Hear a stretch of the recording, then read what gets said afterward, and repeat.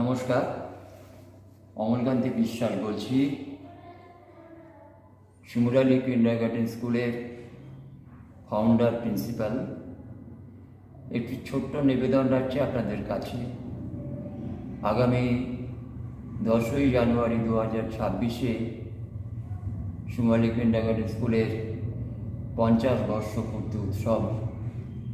এই উৎসবে পদযাত্রা দিয়ে শুরু হবে, এছাড়াও নানা রকম অনুষ্ঠান থাকবে। আপনারা সকলে অবশ্যই আসবেন।